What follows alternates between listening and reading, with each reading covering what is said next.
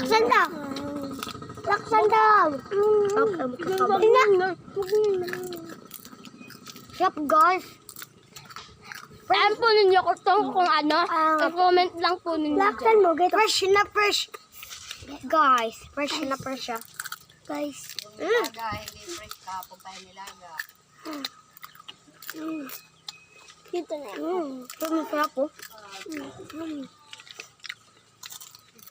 Ubusin muna natin to. Huwag na pala. Ito muna. Bala kayo kung ano. Ito akin, ito. Kasi akin. Yung akin.